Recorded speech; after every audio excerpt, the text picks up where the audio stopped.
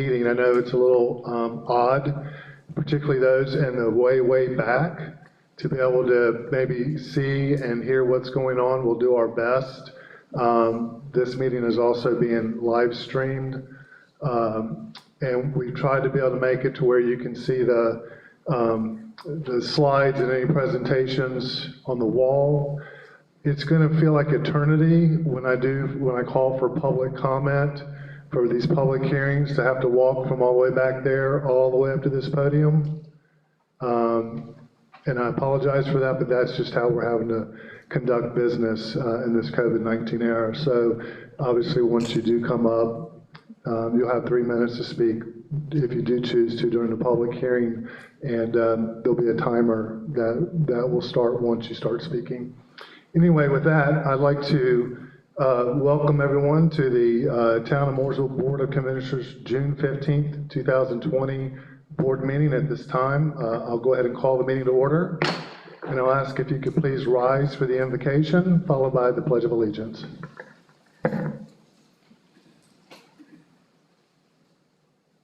Let us pray.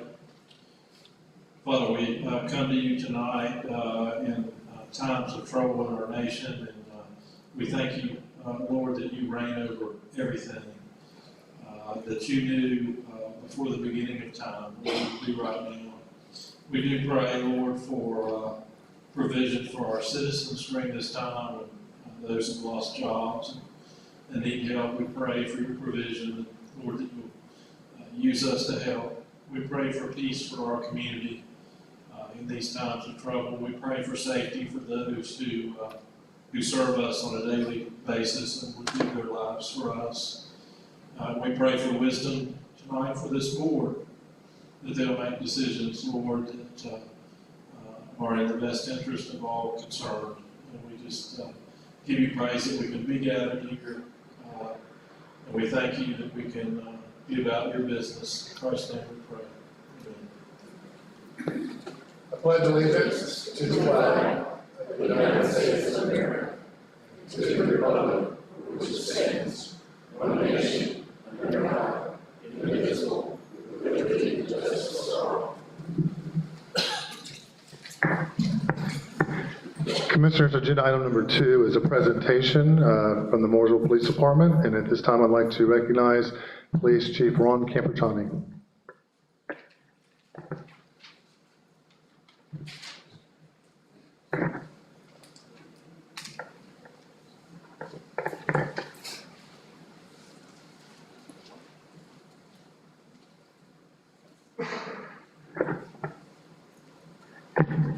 Thank you, Mr. Mayor. Commissioners, I'd like to make a special presentation tonight.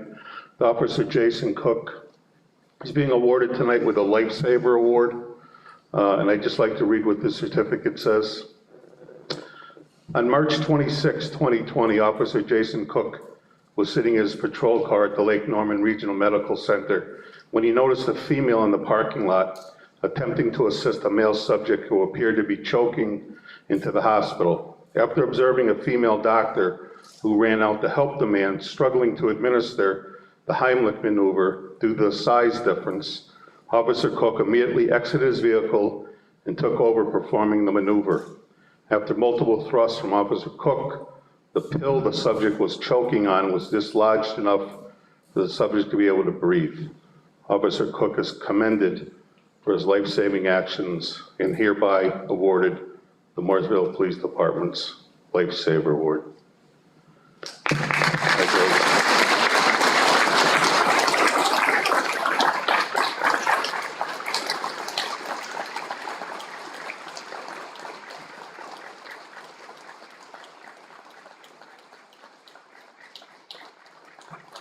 I also have one other award for him too, and there's somebody here that wants to say hi to you first. This is the gentleman whose life he saved.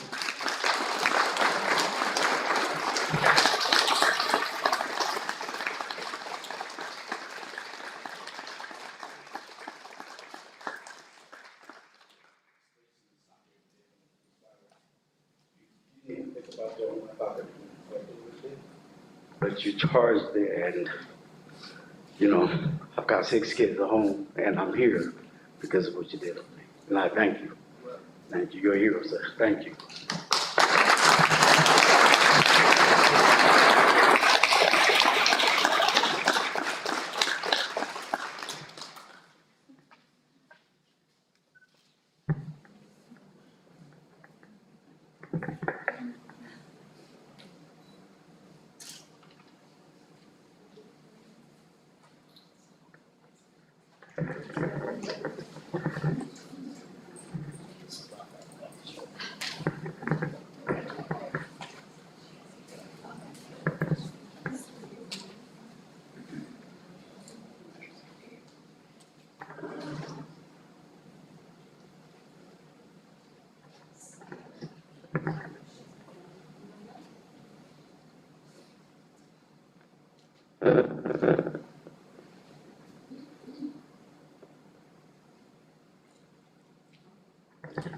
Before everybody leaves, I do have one other presentation to make to Officer Cook. In addition to that, we've also given him, from the state of North Carolina, the Life-Saving Ribbon and Award.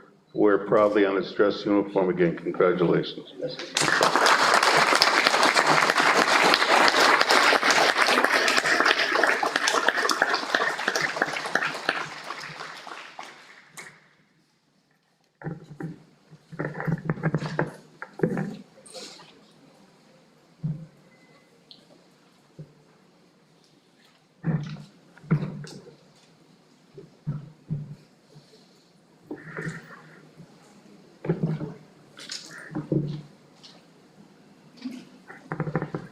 Commissioners, I want to address your attention to agenda item number 3, which is adjustments to the agenda.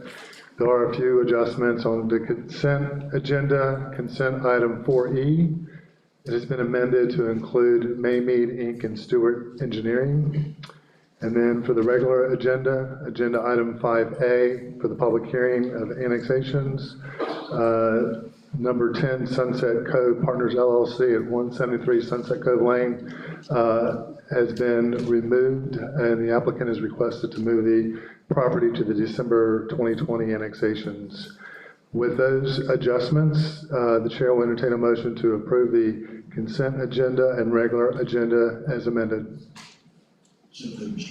Commissioner Compton's made the motion. Is there a second? Second by Commissioner Dingler. Discussion on the motion.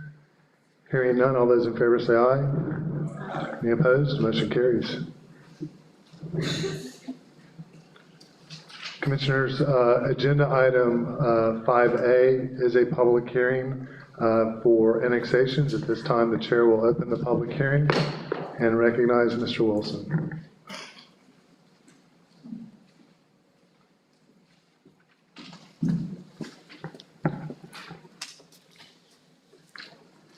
Good evening. So before us this evening, as the Mayor had mentioned, we have 13 voluntary annexation requests before you this evening. Sunset Cove Partners, number 10, had been removed voluntarily. They asked to be delayed. So just a map of overall, this still has number 10 on it, but the other 13 you can see up on the map as far as where they are in town. So when we look at annexations, of course, the board decides of who is part of the town or not, and all of these are voluntary, so it's 100% property owner driven.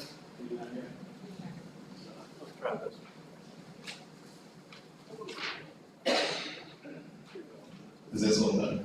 Okay. So this evening we have 13 voluntary annexations before you for consideration.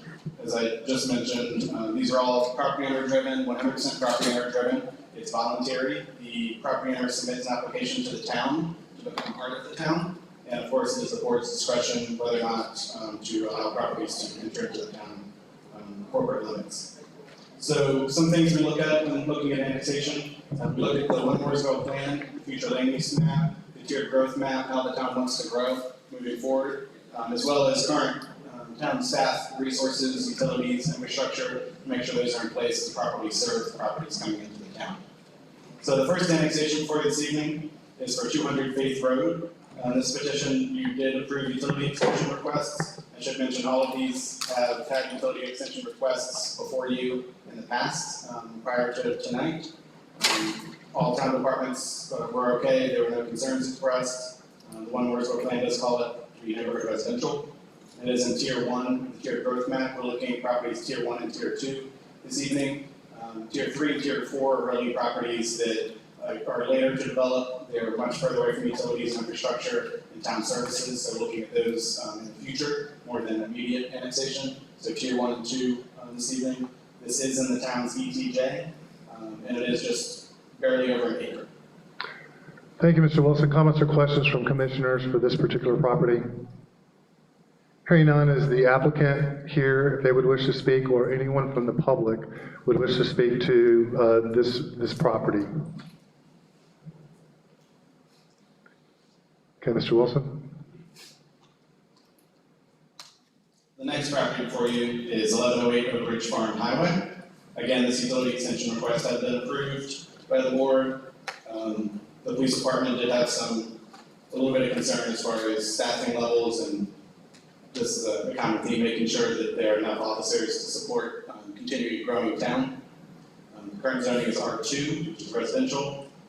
The tier growth map is 1, tier 1. It's a little over 17 acres, and again, this is in the town's ETJ. Commissioners, comments or questions for Mr. Wilson? Hearing none, is the applicant here, and if they would like to speak, or anyone from the public would wish to speak about this property, you're welcome to do so. Mr. Wilson? Our third petition this evening is for 1250 Mecklenburg Highway. Again, the utility extension request that you had seen previously had been approved. Same comment from the police department, just making sure we're aware that adequate service can be maintained. Again, this is in the tier 1 tier growth map, and it's 1.25 acres, and it is within the town's ETJ. Comments or questions for Mr. Wilson? If the applicant or anyone from the public would wish to speak on this matter, you're welcome to do so at this time. Anyone from the public?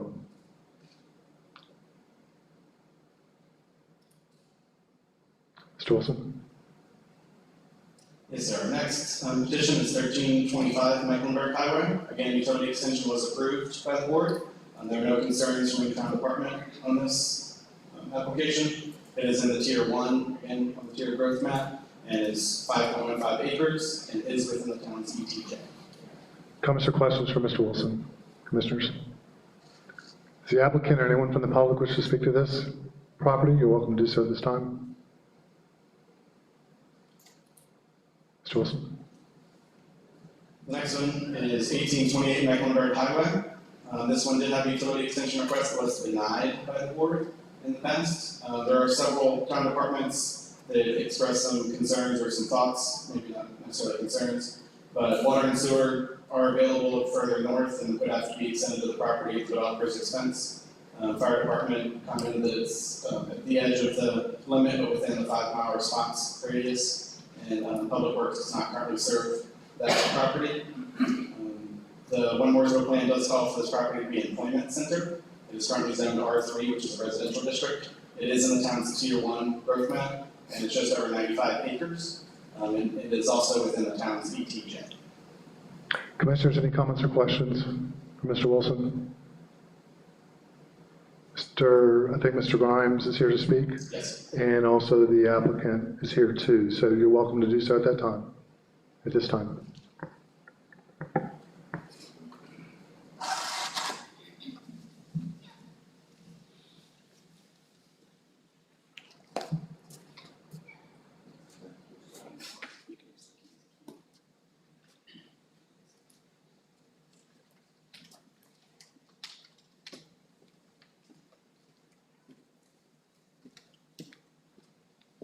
Mayor and Commissioners, it's a pleasure to be here again, and I appreciate the opportunity.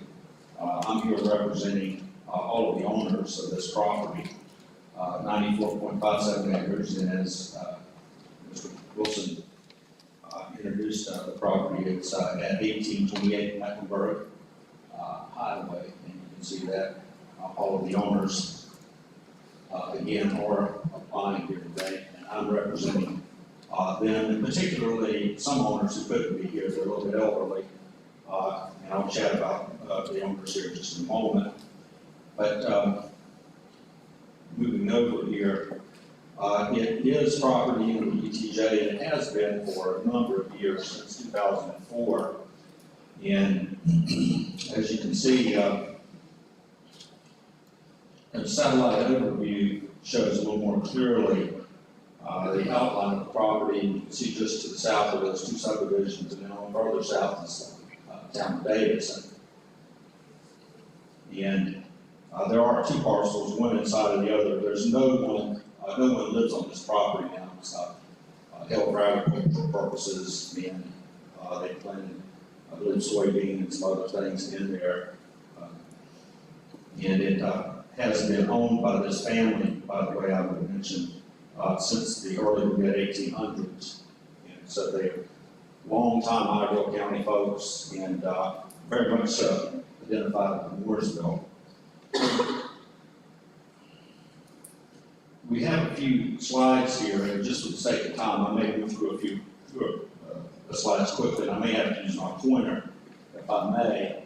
I'm looking at an angle here, but I think I can do it. Just point out a few short, quick items.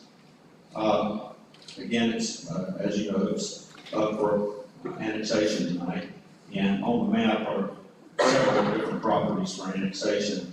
The one that we are talking about is located right in here. And over the years, this property, while it's in the ETJ, had a number of properties nearby, around it, or in the whole broad area that hadn't been taken in, who were and have been annexed. While this property has remained in the ETJ for quite some time. Here, I'm going to talk about the East-West Connector briefly, since it does impact this property to some degree. As you can see, and again, we've got to blow up a little bit more detail. Here's a former layout of the property that was done, and as mentioned by Mr. Wilson, there have been 3 builders that come up earlier, developers, I should say, and I'm not here representing the developer, I'm simply representing the property owners here tonight. And at this time, because of the situation, but particularly 2 of the owners who are in their 90s, one's 91, the other's 93, and they wanted to be here if they could, but they've held this property for quite some time, and that's why they asked me if there's anything I can do to support the application and try to explain their situation. Because many years have passed by, and they recently they've gotten some letters from the town of Davidson, which caused some confusion for them. And one of the reasons I was talking to them quite a bit, quite heartfelt, I should say, that they were basically advised by Davidson that Davidson was moving toward their property, and actually was, some of their property may be taken into Davidson's control at some point. They have property that is below, some of the properties below Bridges Farm Road, and it was unclear from what the communications were from Davidson, what Davidson's position would be. But moving on here, again, we've had over the years numerous different concepts from different developers. Some of them have been age-targeted developments. Others have been more in line with mixed use and things that planning earlier thought would fit in harmony with the employment center type of schematic. And this map, I think I'll pull up this area right down here. This shows how this property is contiguous and does touch Mooresville, current city limits, or town limits, I'm sorry, the corporate limits of Mooresville. As you can see here, the shaded areas, and this is from the Mooresville's website, shows there's Lowe's. Right here is where the East-West Connector will be going to, and then these properties right here beside of the property that's shaded in red are part of Mooresville, having an annex already according to the maps.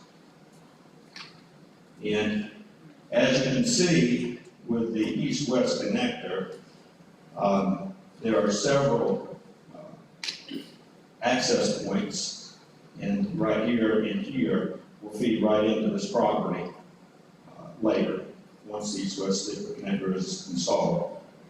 And this is one of the maps that was provided earlier showing the meets and bounds description, and also that the property does have the transcontinental gas line through it, a natural gas line through Piedmont, I believe, and also public works. So another important point about this, I know it's been raised earlier about fire stations and the concern. Again, I'm here for annexation purposes, not talk about final development, about going through planning later, about all the other issues with this property. But just to bring a point here, there is planned to be a new fire station somewhere across or around the east-west connector. Now, that's not finalized, I know, but in the future, I guess just looking forward in time, this property should be well within the service range of the fire station there. And of course, it's well within 5 miles of these other stations. And I'm not even talking about Mount Horn, which is just right up here. Not even gonna bring that up, but so they're relatively close. And again, there's no one living there, it's just in cultivation or agricultural, but it certainly is beautiful property and it's well situated. I would say it's one of the entryways right into Mooresville. So the owners are mindful, very much mindful that it needs to be developed and handled very well. It's a beautiful property again. Those steps for development and all those concerns will come later in time. Right now, though, again, tonight I'm just here to take care of this application process for the owners only. Now, I will show you here's another map that shows the contiguous nature of if I can point at it right up in here, put my glasses back on. It's not small here on this laptop, but it's right in there. You can see the property. And then here is Mooresville, town of Mooresville around it. So it's well suited to come right into the town, we believe.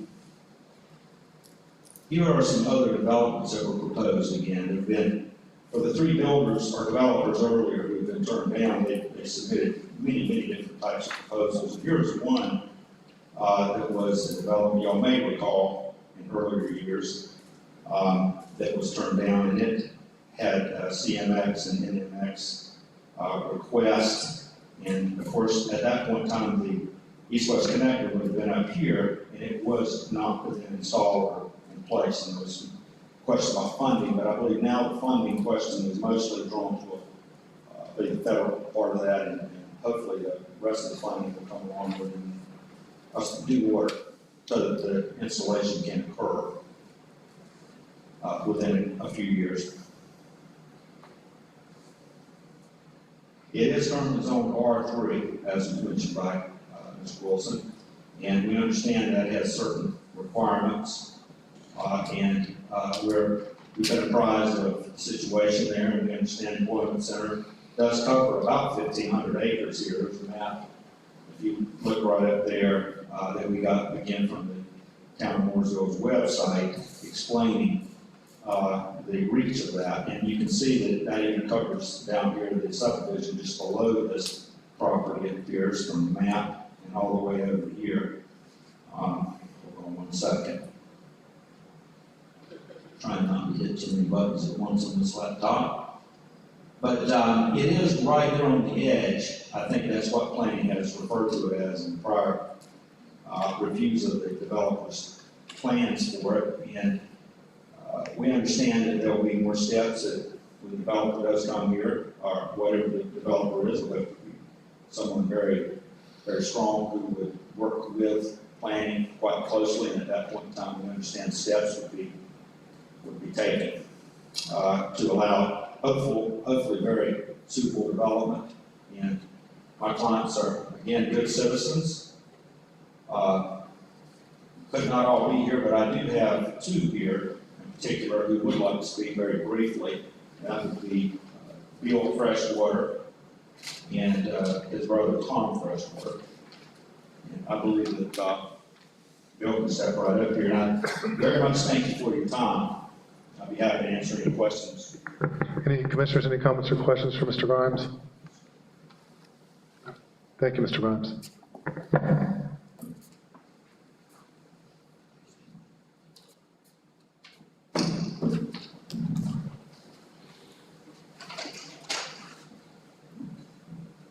Good evening. My name is Bill Freshwater. I live at 192 Wilson Lake Road here in Mooresville. I have been a town resident for about 10 years, and I have been living in the Mooresville Mount Moore area for over 30 plus years. Mr. Mayor and Commissioners, thank you for allowing us to come in and speak tonight. I do appreciate that. I do agree and support the comments that Mr. Grimes, our family attorney, has made on our behalf tonight. I am here to support our family's application for annexation into the town of Mooresville. My family's history is really deep here in Iredell County, as Mr. Grimes alluded. We go back tax records to the 1850s, 1840s as owning the property. We have lived and worked it for years and years and years. Back in 2004, Mooresville took the property into their ETJ with a zoning of R3, and very little has changed since then. Back in 2004, to be honest, I really wasn't sure the impact of what was meant by going into the ETJ. I didn't know if that was meant we were part of Mooresville or what the steps would be involved in getting there. And we obviously haven't gotten there yet, and hopefully we can move forward on that. But I want to be clear about one thing. Our family truly identifies with the town of Mooresville in the Mount Moore area. I've raised my family here for 35 years. My wife was a kindergarten teacher here for 35 years. I worked in the various rec soccer programs with the Mooresville Rec Department in Iredell County for 20 plus years during that program. This is our home. This is where we want to live, is in the town of Mooresville. We do not identify with Mecklenburg County or the town of Davidson. We've always believed that one day we would be part of the town of Mooresville. And that's our goal. Going back to 2004, it's been a long road to get here, and that's why we, the owners tonight, are applying for annexation. Recently, the town of Davidson sent us some letters to my parents and my aunt, and we do agree with what Mr. Grimes said. It did cause a little bit of shock, and it was kind of surprising to see that Davidson wanted to approach us about our property going into the town of Davidson, or part of that. And that's not anything that we want. We want to make sure that we're in the city limits, or the town limits of Mooresville, and that way we feel like we're protected. As Mr. Grimes mentioned, our family is, we're not as young as we used to be. My mom, Billy Freshwater, is 91 years of age, and her sister, Fran Gray. Fran will say she is a feisty 93 years young. Neither one of them could be here for health reasons tonight, but they are very adamant about getting or seeing the property sold during their lifetime. That's a very important part to them.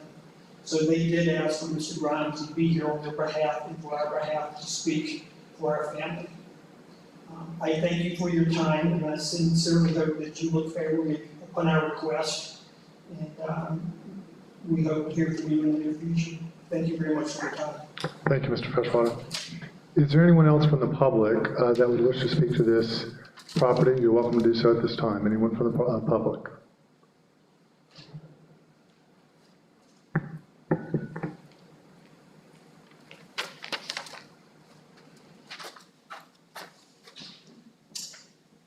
Good evening, folks. I'm Tom Freshwater, Bill's brother, and Bill and I and our family that owns the property. Thank you for allowing us to speak tonight. So I'll be brief. I just also want to fully agree with what our family's lawyer, Mr. Grimes, just said, and what my brother said. And I'm here to support our family's application to have our land annexed into the Mooresville corporate limits. As Bill mentioned, our ties go back to the 1800s, if not before. And I also would like to reiterate that we certainly do very much identify our land with Mooresville and not with Davidson, Mecklenburg County. And it is the fact that Town Davidson recently sent us letters that talked about possibly taking ownership or taking control of part of the land one day for Davidson. And I want to reiterate what Mr. Grimes said that we're not, don't support that. It certainly causes us some surprise. Not only our parents, but my brother and I are not as young as used to be, and we're ready to move forward, and we hope that you agree with our request. As Mr. Grimes has stated, we very much like to be annexed into the town of Mooresville. Thank you very much. Thank you, Mr. Freshwater. Anyone else from the public wish to speak on this property? You're welcome to do so at this time. Anyone else from the public? Mr. Wilson?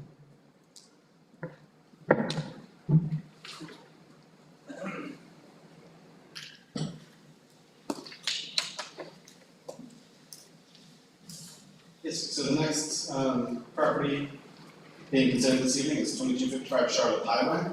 Again, this property did have a utility extension request. It was approved by the board. The police department had the same comment regarding staffing needs. Currently, the property is zoned R3. It is in the tier 1, the tier growth map. Property is 0.57 acres, so it's just over half an acre, and it is within the town's ETJ. Comments or questions, Commissioners, for Mr. Wilson? Is the applicant here or anyone from the public wish to speak to this property? You're welcome to do so at this time.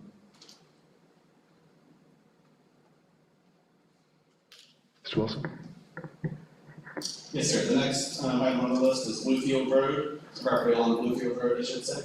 It also had utility extension request approved by the board. The utility department did express a concern that there are no immediate issues with growth, but in the future, at some point, they'll have to look at some upgrades to the wastewater pump stations further downstream.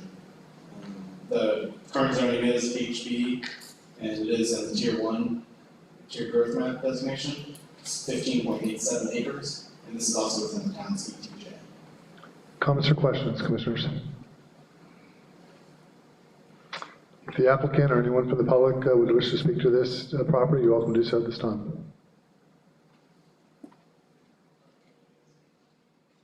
Mr. Wilson? Yes, sir. The next property on the list is on Faith Road. Again, this utility extension request was approved by the board. The police department had the same comment.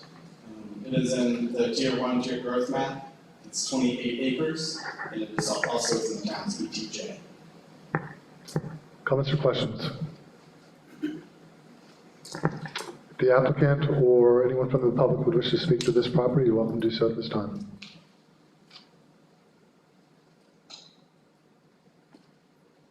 Mr. Wilson? Yes, sir.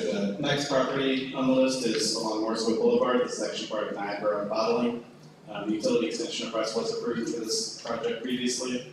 There are no concerns expressed by the town department. It is in the town's tier 2 growth map, and it's 9.72 acres, and is served by, it's in the town's ETJ. Comments or questions, Commissioners? Anyone from the public or the applicant wish to speak to this property, you're welcome to do so at this time.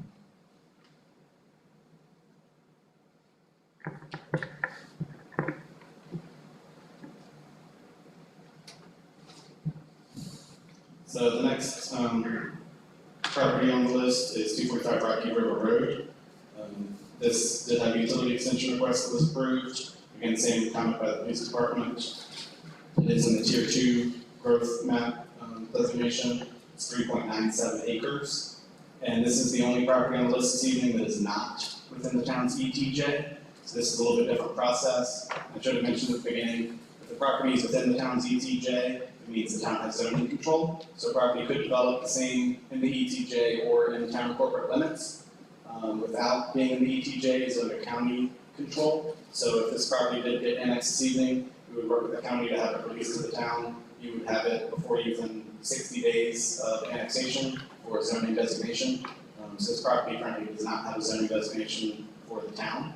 The other properties you have seen do because they are within our ETJ. Comments or questions from Mr. Wilson?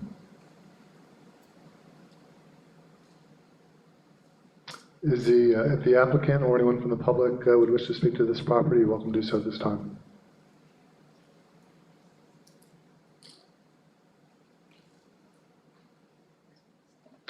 Mr. Wilson? So next on the list is 880 East Iredell. This again had utility extension request approved. The police department had the same comment. The property is in the tier 1, and it's 0.46 acres in size, and is within the town's ETJ. Comments or questions?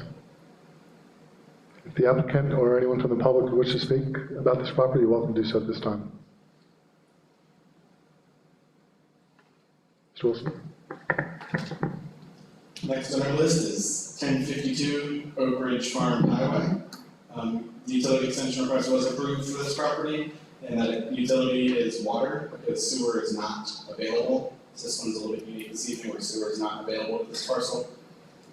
It is in the tier 1 growth area, and it's just over 1 acre, it's 1.007 acres, and it is within the town's ETJ. Comments or questions, commissioners? Hearing none, if anyone from the public or the applicant would wish to speak on this property, you're welcome to do so at this time. Mr. Wilson? The last property on our list is 1346 Cottle Creek Highway. Again, utility extension request was approved for this property. There are no concerns expressed by town staff. It is in the tier 1, it's 2.17 acres, and is within the town's ETJ. Comments or questions, commissioners? If the applicant or anyone from the public would wish to speak to this property, you're welcome to do so at this time. Ladies and gentlemen, we've been through 13 properties, and I'll open it up for any public comment on any of the 13 properties before I close the public comment portion of the public hearing. Anyone from the public? Hearing none, the chair will close the public comment portion of the public hearing. Commissioners, any comments, questions for staff before I close the public hearing? The chair will close the public hearing. Chair will entertain a motion to adopt an annexation ordinance for properties listed 1 through 14, except property number 10, which is the Sunset Cove Partners LLC. Commissioner West has made the motion. Is there a second? Second by Commissioner Houston. Discussion. Commissioner Qualls? Thanks, Mayor. Just a couple of comments, obviously on all of these. That was a lot of properties to go through, but just want to offer up some follow-up comments on number 5, the piece at 1828 Mecklenburg Highway. You know, we've seen this request a number of times, and while the timing for this parcel is not perfect, and you know, the good news is the town was awarded a nearly $14 million federal build grant in November to allow for the construction of the east-west connector. The timing of that, we still don't have, you know, final information on that. Yes, we've been awarded. It's just going to take a little while, as our dance partner is NCDOT, which they're experiencing their own issues, but the project is progressing. So, you know, the annexation appears to be more appropriate now with the road improvements that are progressing along, and the additional infrastructure and connectivity. Additional, you know, the annexation of this parcel will ensure that it's developed in a manner that's consistent with our One Mooresville plan.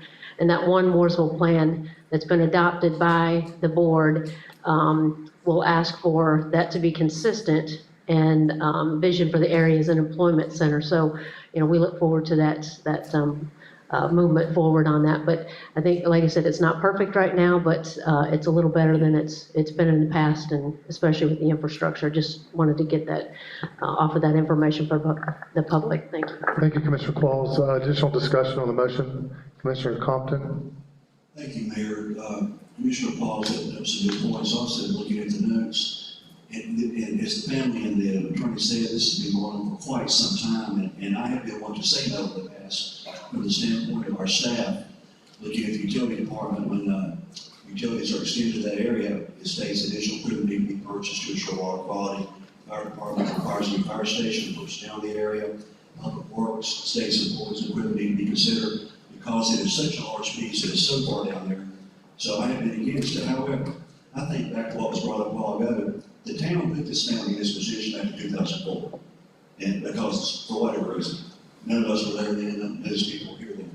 So it's our duty to make it right. They were put in the ETJ in 2004 for a reason, and it says set stagnant until tonight. So I think we need to make a right with the family and do some of this property. East-West Connect, as Carl's mentioned, in the very near future, where things start being developed down there. So, there's more to come on this property as we proceed, but I'm ready to move forward with it, and let's get this over with. Thank you. Thank you, Commissioner Copeland. Additional discussion on the motion. All those in favor say aye. Aye. Any opposed? Motion carries. Commissioners, I want to direct your attention to agenda item 5B. This is a public hearing to consider a conditional zoning request from the Magnolia Group, Inc. for properties located at 179 and 185 Williamson Road. At this time, the chair will open up the public hearing and recognize Mr. Wilson. Yes, sir. So before you this evening is a conditional zoning request. So first one is to make sure it's clear. The map on the screen right now shows R2. These two properties and the property to the north are rezoned CMX, which is a commercial mixed use zoning. Just to be clear, that zoning map had not been updated yet. So that is why these shows R2. They are commercial mixed use. So, or I'm sorry, corridor mixed use. So the applicant is Magnolia Property Group. The request before you this evening is a conditional zoning request to allow a drive-through restaurant. The property is 1.33 acres. It is located on Williamson Road. The one Mooresville plan does show the future land use of this property is mixed-use corridor, as well as employment center. You see the green to the rear here is the employment center. So the site plan on the south, or I'm sorry, on the bottom of the sheet is Williamson Road. So just to clarify, Josh's Farmers Produce, the farmer's market, is over here. It is not on the properties before you this evening. These properties make up the request. Specifically, building 3 on this plan is the drive-through. These other 2 are commercial buildings that are allowed by right in the CMX district. So these 2 buildings are not what we're looking at this evening. This one building, building 3, which is the drive-through restaurant, is the one before you this evening. This property line, or this line on the plan does cross the property line, which is why there are 2 properties in the request before you. As I mentioned previously, the R2 parcels were zoned to CMX, so this rezoning request this evening is related to that previous rezoning request.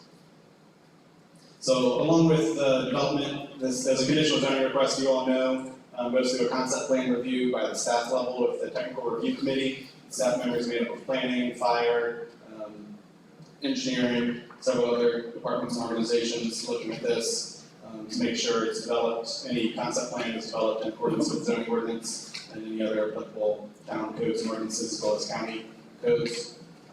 The part of that process is a TIA, if the TIA is warranted. So in this case, the proposed traffic generated from the site did require a TIA to be done, traffic impact analysis. So in order to mitigate the impact that traffic from the site would have, there are 3 things that were required. A right turn lane on Williamson, so you can see here, this would be a dedicated right turn lane to turn into the development. A left turn lane, this does say right turn, that's just a typo. This is supposed to be a 100-foot left turn lane on Williamson going south into the development, as well as a proposed signal. So it's important to note that all of these, the signal in particular, would be required by NCDOT with the Williamson Road widening project. At whatever point in time that would move forward, the signal is anticipated for this intersection.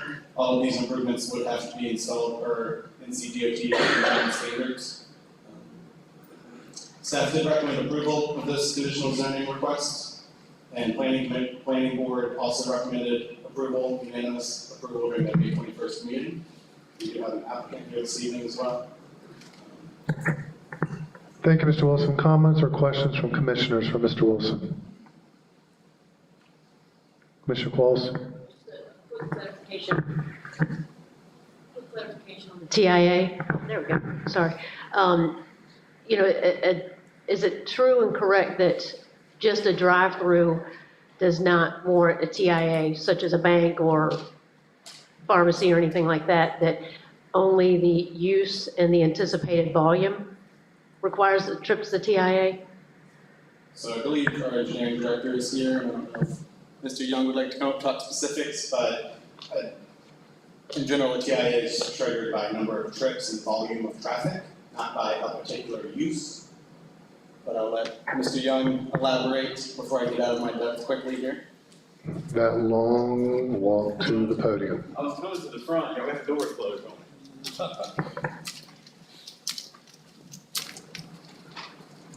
So, yes, Mr. Walls, to answer your question, it is triggered by a lot of things, actually 500 trips per day or 100 AM or PM. That doesn't necessarily relate to this drive-through. Drive-throughs are actually one of our automatic triggers, but in this case, that was not what triggered this. It was triggered prior to that drive-through being in place. So, I hope that answered that question.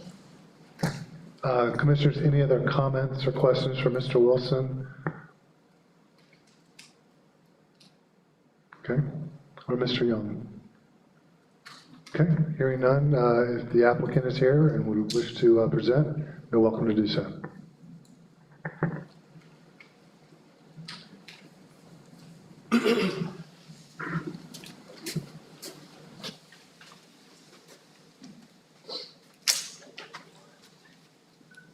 Good evening, my name is Mark Friday with Magnolia Property Group. This is Devin Staley with Blue Ridge Engineering and the applicant. Can y'all hear me okay? I'm from Greenville, South Carolina. We've developed numerous properties in Mooresville on Highway 150. We still own property on 150. We are under contract to purchase 3 parcels of land from the Harold D. Knight Revocable Trust. I'm going to mention that Mr. Knight is Josh Mann's grandfather, because that is going to be a relevant topic tonight from the letter that we've seen going on. Mr. Graham, as you all probably know, operates Josh's farmers market. On a portion of the property, which is adjacent to what we are purchasing, and we're not purchasing one parcel where it is businesses. Mr. Graham informed me that he does not have a written lease on the property, and we confirmed that with the title report. As Danny just mentioned, the property was rezoned a couple of weeks ago from R2 to CMX. You can see from the map that the R2 is the last remaining R2 all along Williams Road. It's surrounded by CMX, highway, business, industrial, and neighborhood commercial. The Board of Commissioners voted 4-2, I believe was the vote, June 1st. So again, this is for this request for the drive-through. I think it's important to note that the CMX designation is for mixed use. I'll summarize the information, but it's the use where they will develop high-density residential mixed-use development on lots fronting the town's major street corridors, as identified in the comprehensive land use plan. Developments in this district are generally a mix of pedestrian and auto-oriented uses.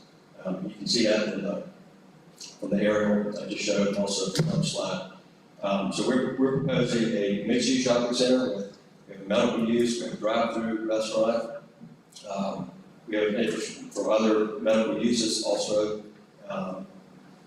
Just various tenants that are being relocated from 150.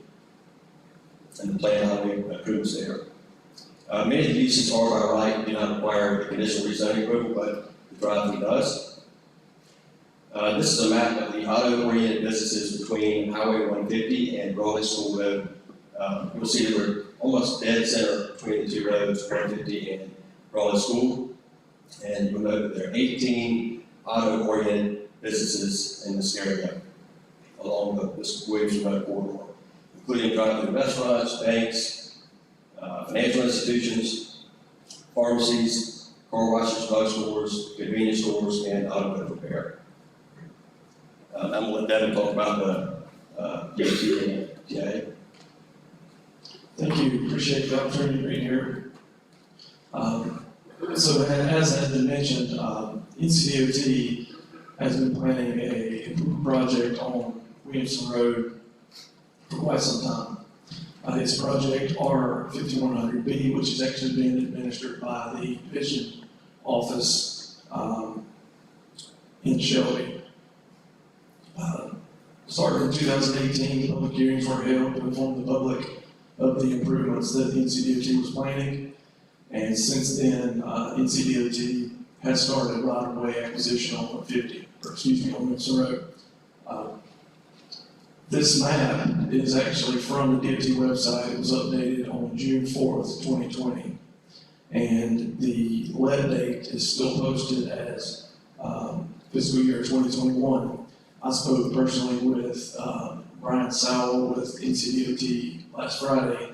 NCDOT has paused right-of-way acquisition on Williamson Road due to budget shortfalls, but they have not changed the lead date, which is June 2021, as of yet.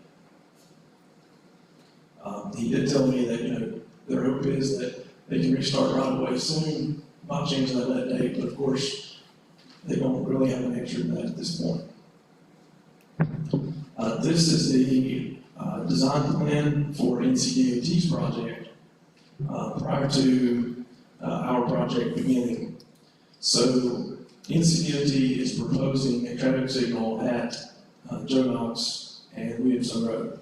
They're also planning a concrete median along almost all of Williamson Road except at the signalized intersections.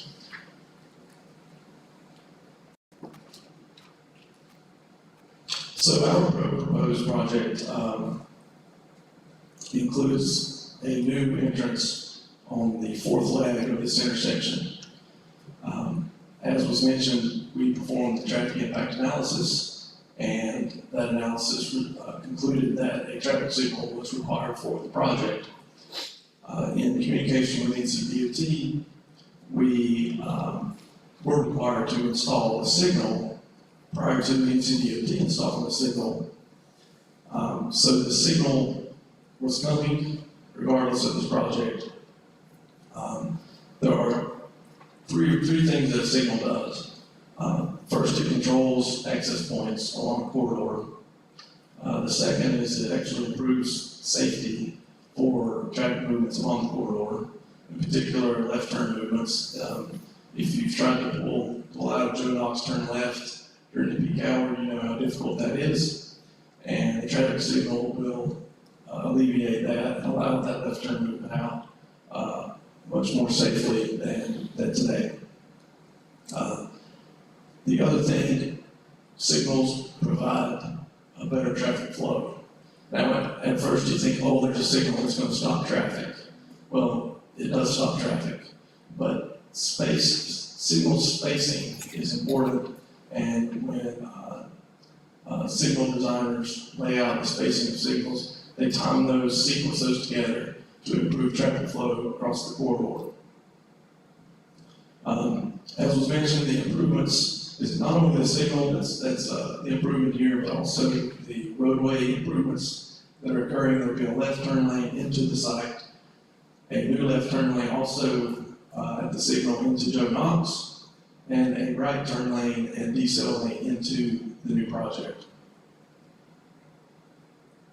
Also worth mentioning is there are some very large old growth oak trees on this property, and we are planning to preserve almost all of those as part of this project.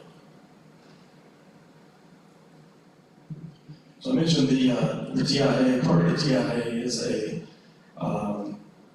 study of the crash data along this corridor over the past several years.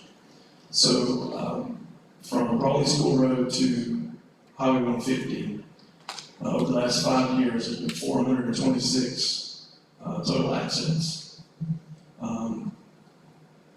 30 of those was at the Joe Knox Road and Williams Road intersection.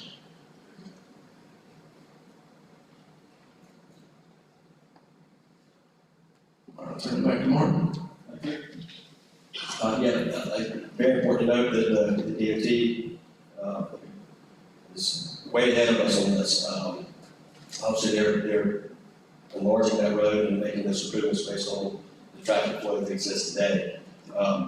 I have up here in front of the letter that we got a copy of that's floated around from Josh's Farmers Market, and I thought we should address it because I think there will probably be some people here tonight, and I want to address that, the letter in particular. But We do support local businesses. We first signed the contract on this property. We reached out to Josh, met with him in person here in Mooresville, introduced ourselves, told him exactly what we were planning, informed him of the DOT improvements to Williamson Road, because we didn't know if he was, if he had any knowledge of that. We offered to work with him to allow this development, this business to continue to flourish. We offered all kinds of things. We didn't need anything from him. We just thought that was the right thing to do. Even that doesn't provide a site plan. Josh explained that he has a temporary permit to occupy the premises because it's a non-conforming use, and that he does not have a written lease or any legal interest in the property. So there was nothing really, I guess, he could do to work with us, but we really were met in silence after that. The letter itself, I was a little disturbed, when I read it, and I quote, "I've been in contact with powers to be that offered their recommendations on how to proceed, not only from a market standpoint, but as a local citizen perspective." I'm not really sure what made of this, but I just thought it was worth mentioning. Another quote from the letter: "As much as we want to remain in this location and expand our business, if this land deal goes through, it will reduce our available acreage from 2.5 acres to a single acre, and in turn force us to relocate. This is not relevant to this request. The fact that the farmer's market is operating land we're purchasing from his grandfather has no bearing on this discussion about approving a drive-through or not." Another quote from the letter: "The developers have agreed to install a stoplight at the post office and their entrance to the proposed drive-through restaurant. However, by doing so, on a 2-lane road will only back up traffic and cause more dangers without the proper road widened by the state." Again, the state is going to provide this. You just saw the information from Devin. It's an approved project. It's going to happen. They've already approved the traffic signal. The traffic signal's coming one way or the other, drive through or not. Why should this conditional rezoning be approved? The property has been rezoned to CMX. The staff has approved our plans, the concept plan. The planning staff unanimously approved it as well.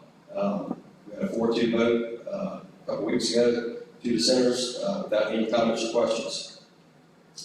The drive-through conditional rezoning, again, this fits in well within the area, surrounded by very similar uses, 18 of them.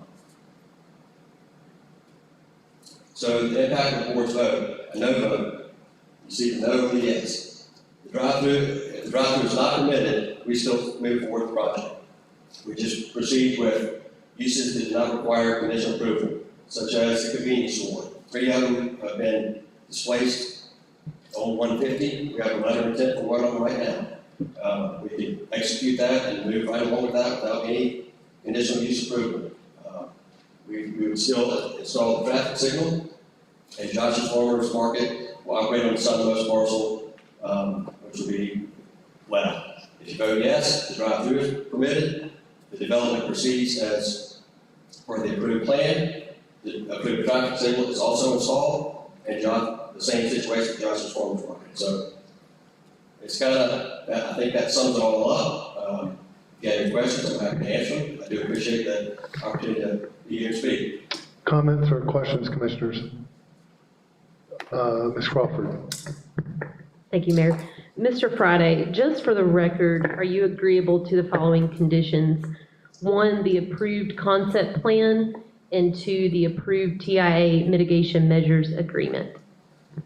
Yes, we've signed those. I mean, we have a approved concept plan, which is that's what we're moving forward with. Thank you. Commissioners, any comments or questions for the applicant? Thank you all very much. Thank you. Ladies and gentlemen, can I see a show of hands if you wish to make a comment up at the podium? If I could just get a show of hands if you are interested in making public comment.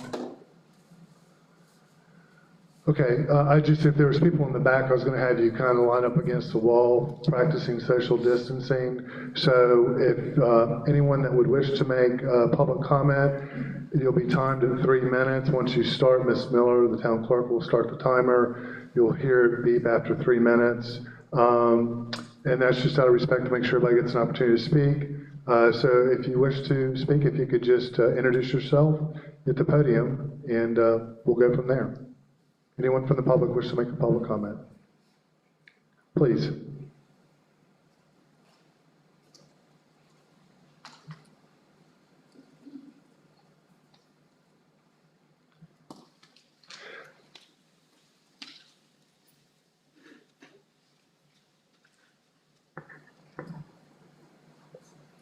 Thank you, it's a pleasure. Can you hear me? No. It's all day. Is there one button or the other, please? Thank you. It's a pleasure to be here tonight. Just the idea of having things disrupted for the last 18 years that I've lived in Mooresville. We used to live right across the street from the fruit market there in Morrison Plantation, and so we've seen it grow, and we've seen everything else grow. And it reminds me of almost like little Los Angeles, the way it's grown. And I realized that if somebody hadn't plowed the trees down to where I live, I wouldn't have a house either, so I'm gonna shut up about that. At any rate, I'm here because my family has been associated with Josh and his family and his enterprise since day one. I have to say, I think it's quite an asset for the community to have someone with Josh's ability to get things together and provide food for churches and soup kitchen, and everybody in town benefits from Josh's efforts, including, I don't know how many employees he has, but I do know that it's a great place for teenagers to work, including two of my granddaughters that work for Josh. And when I say work, I mean work. So I appreciate that and all the family's efforts to keep them employed. The, I guess, major part of my concern would be something that you guys have already approached, which is the traffic situation. And hopefully somebody will stay in charge and see that they do what they're supposed to do, what they say they're going to do in a way that it's planned to turn out. So it's good for the citizens of Mooresville. I'm not against this development as far as what they're doing. I think, an entrepreneur and things need to be done, but in a timely manner and with proper planning. Well, the planning's being done. So next comes the timely manner. And I just agree that when it's done properly and all, everything's doing what it's supposed to do, then that's the way it'll go. So I'm done. Anybody want to ask me a question? I do, if you could please state your name for the record. John Bush, BUSH. Thank you, sir. And Mr. Greer, you also signed up. If you'd like to speak at this time, you're welcome to do so.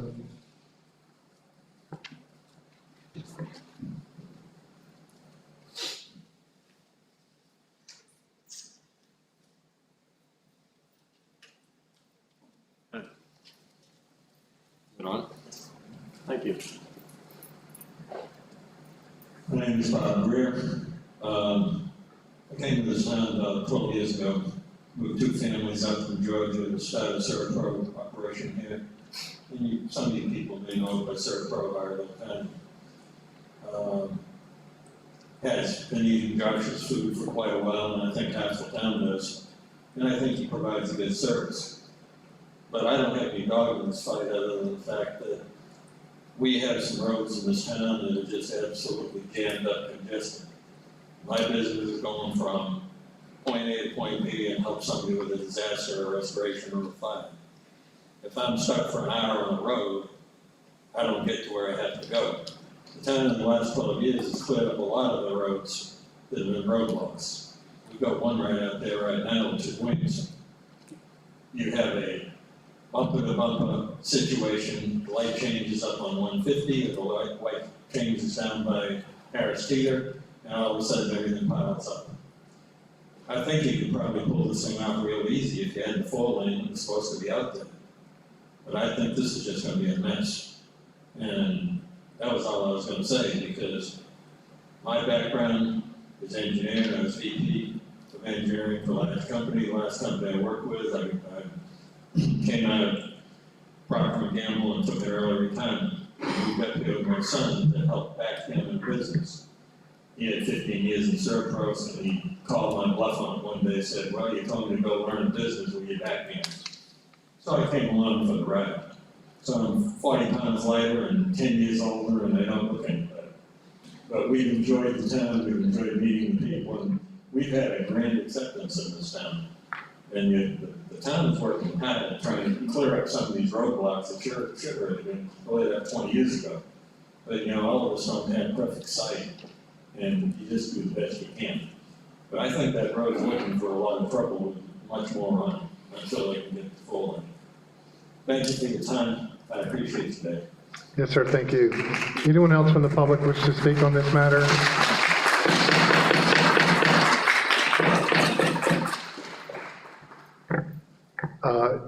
Anyone wish to speak, just go ahead and come on up. And if you could introduce yourself at the podium, please.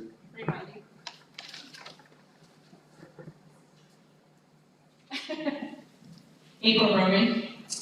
While I support Josh's Farmers Market a lot, my concern is the traffic. I don't know how much you guys drive on Williamson, bumper to bumper to bumper to bumper. A drive-through is gonna increase that tremendously. And I know they spoke of banks and automotive repair on the street, on that road. That does not generate the same amount of traffic that a drive-through would. And I also know that we have empty fast food restaurants that maybe they might wanna occupy one of those.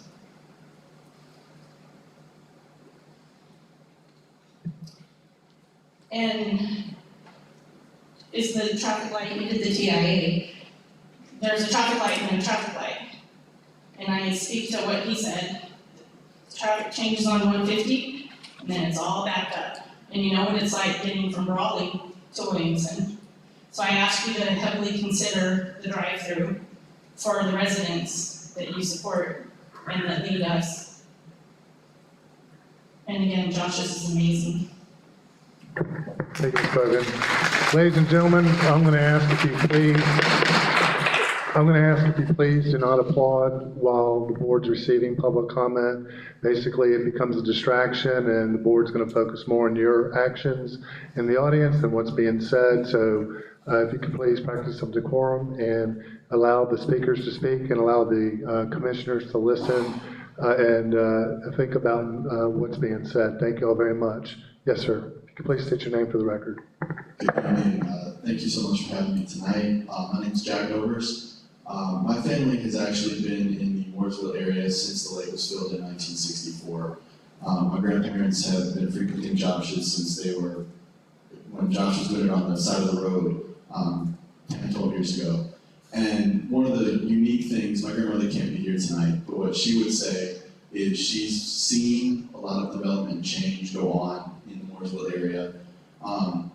And one of the biggest things she's also seen is how traffic influences the different livelihoods of people. As everyone said so far, Josh is an amazing establishment, provides a fantastic experience for residents, not just in Mooresville, but people that are coming from South Carolina and Georgia. And the only reason I know this is because Josh used to be my boss when I was younger.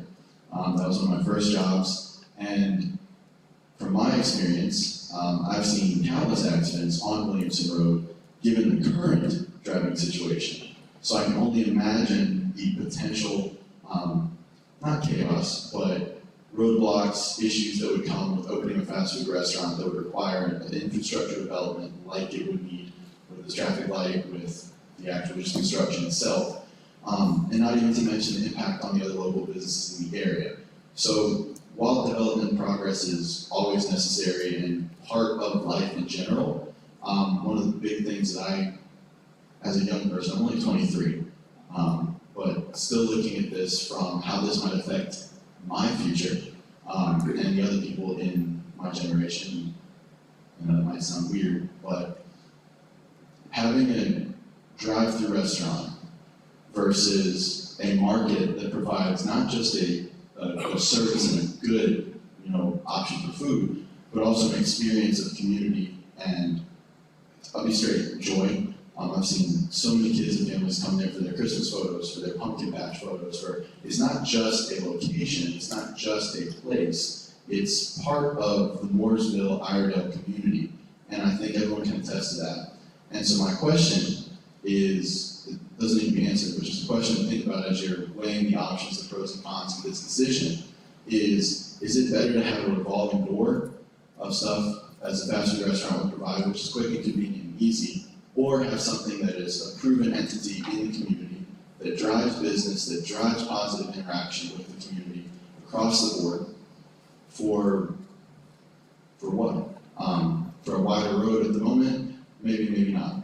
But I would ask that you look at the safety going into this with having a fast food restaurant on a 2-lane road that's already backed up, as previous people have brought up, but also what the ramifications could be in the development process. Maybe in the future it's an option, but is now the right time to make this decision for the community as a whole. And so that's all I would ask. Thank you so much for your time. Thank you. Is there anyone else that would wish to speak to this matter? You're welcome to do so at this time. Anyone else from the public? Yes, ma'am. If you could go ahead and come forward. If there's anybody else that would wish to speak, if you could go ahead and come forward now, and you can wait over here by the door, that'd be great. Anyone else from the public wish to speak?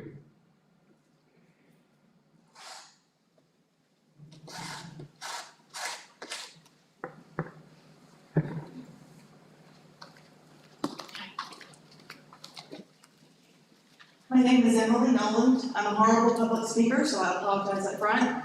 I live in Morrison Plantation. I'm also a vendor at Josh's Farmers Market. And before the COVID shutdown, if you ever tried to go from Williamson Road to 150, people are coming from Bluefield Road and Williamson Road and blocking that intersection. There used to be a police officer that would have to sit where the Federal Express office is in order to get people to pull over into that shopping center and give them tickets for stopping in the intersection. Without a police officer there, it is backed up like crazy. It's gotten better because there aren't as many people on the road right now with the COVID shutdowns, but I think if you put a fast food restaurant in there, it's gonna be the same as what the other people had said. It's gonna be an increase in traffic, which is gonna butterfly onto Bluefield and 150 at the same time. Thank you for your comments. Anyone else wish to make a public comment?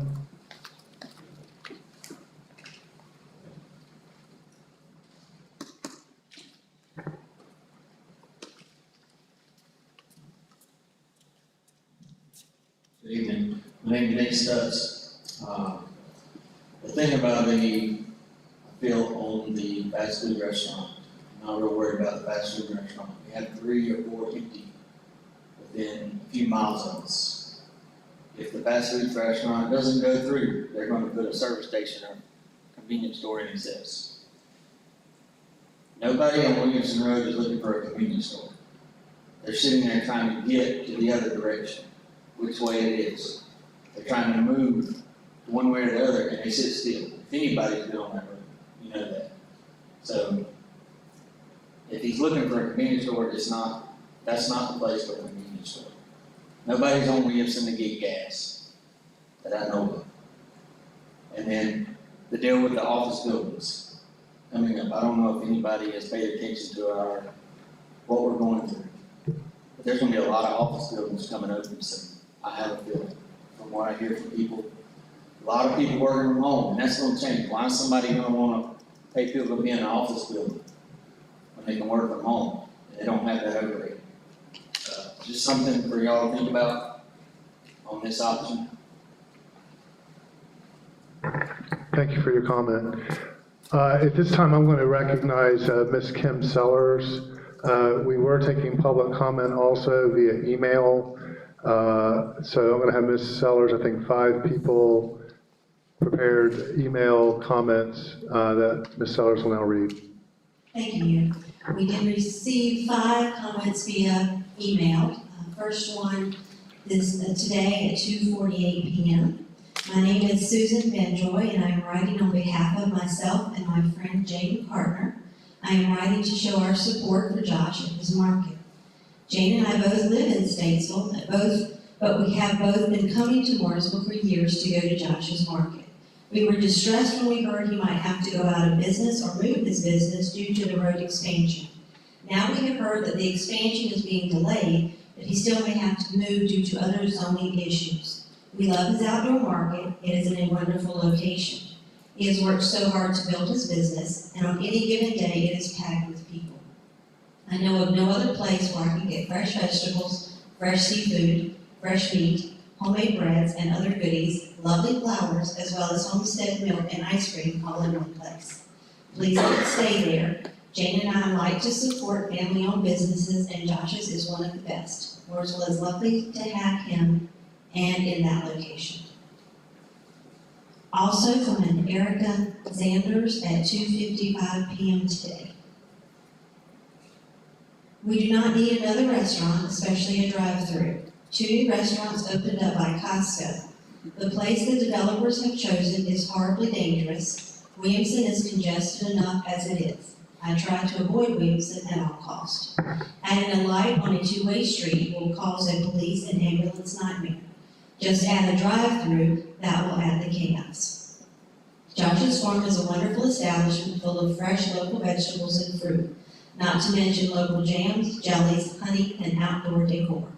We need to support the local farmers, especially in this time of need because of COVID-19.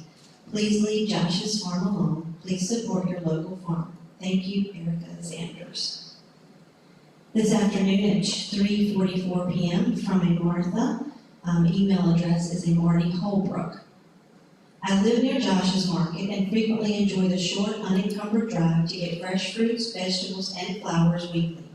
I understand there is a drive-through restaurant that wants to build on or excessively near the market. Can a solution be reached between the two parties such that Josh's Market can continue to sell their products without hindering driving to or from for the customer and enough space for the produce trucks that workers can provide to the community? Do we really need another fast food restaurant right there?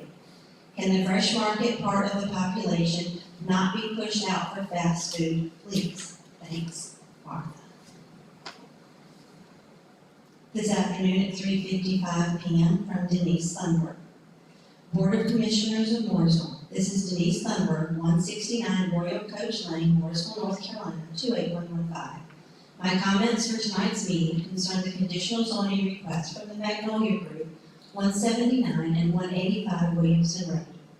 My comments are against the rezoning of Williamson's Road next to Josh's Farmers Market for a drive-through restaurant. The town does not need another restaurant, which would also worsen already heavy traffic in that location.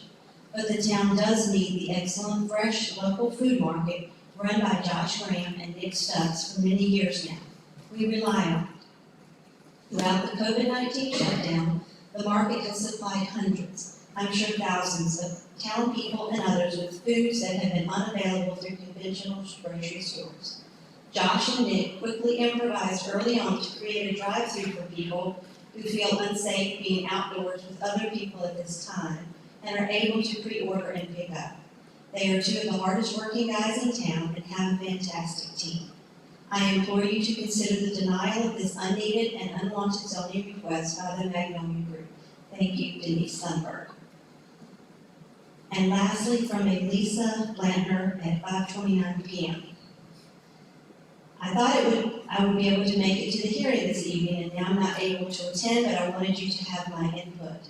I understand that a potential of rezoning some property on Williamson Road near Josh's Farmers Market is going to be discussed tonight. The first issue I see is that since the widening of Williamson Road is not going to be done, we cannot risk adding more traffic to that already busy road. It is very difficult to turn right out of most existing businesses along the route, and nearly impossible to make a left turn anywhere there is not already a light. Adding a light at the proposed place across from the post office is too close to the Highway 150 intersection and will make the stop and go traffic even worse. By allowing a fast food restaurant to be built and ultimately forcing the farmers market to close or move, you are valuing processed, high-fat, and calorie junk food and sending the message that fresh fruits and vegetables are not important. That is exactly the opposite message that we, health teachers, doctors, and parents, are trying to teach all the youth. We know that eating healthy foods leads to a healthier person, but the fast food sends the message that it really doesn't matter and town officials don't care. I believe the developer asking for the rezoning and fast food restaurant approval is from South Carolina, not exactly a member of our community. Josh has been a member of this community his entire life, and the market is a staple of Mooresville. He also creates ways for other small businesses in our community to flourish and succeed. Businesses owned by even our youngest entrepreneurs. He has been involved in the fundraising efforts of several groups all over Mooresville. It has been my experience that any franchise or corporate-owned chain restaurant does very little for or with the community in which they make their money. If this developer must come to Mooresville with their fast food restaurant, they should look at the old Burger King, which has been vacant for years, on the same side of Williamson Road, just a little way south. There is already a light and 2 additional lanes at that location, or the location of the former Hardee's on Highway 150 near I-77, again, better suited to handle the traffic. Using existing buildings would be better for our environment as well. Using something that already exists instead of tearing down all the mature trees and vegetation that helps clean our air, provide homes for wildlife, the extra pollution that construction would cause, are all bad for us in the long run. By affecting Josh's market, you not only affect the people he employs, you affect all the farmers, suppliers, and artisans who sell their products there to support their families.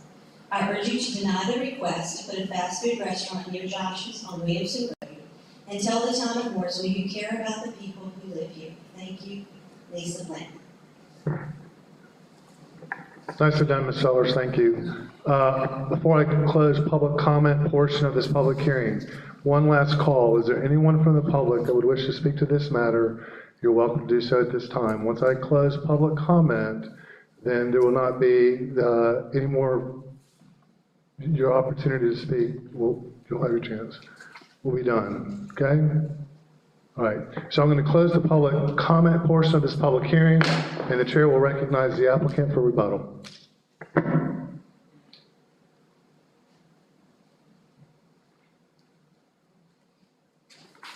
Thank you.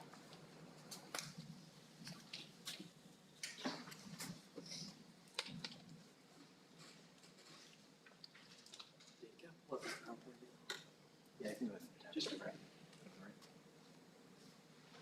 The other way. Other way.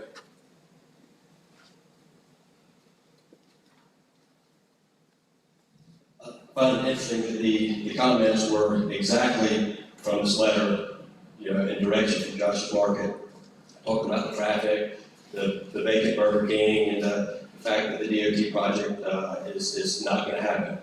All those things are inaccurate. I mean, we've given you the facts from the DOT, the website, from the traffic engineer.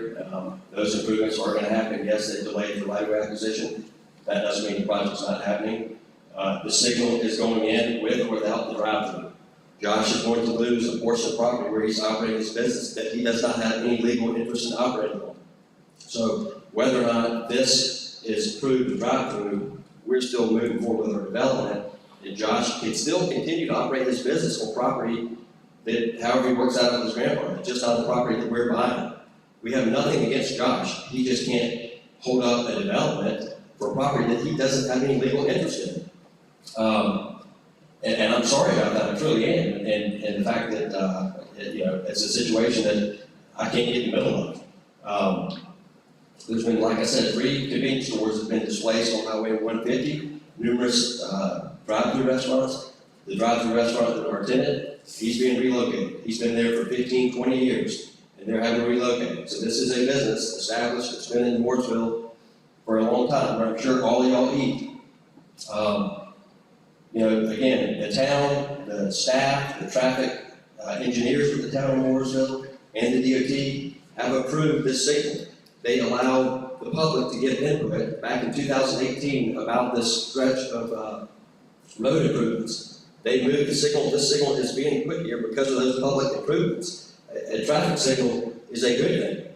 And it's going to enhance and create better traffic flow and safety when it happens, whether it's with 2 lanes or not. Because when we put it in with 2 lanes, we're going to have the left turn and the right turn. safety.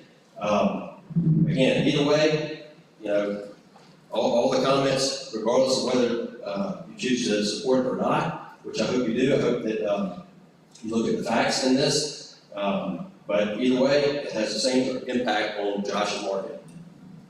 Comments on the DOT?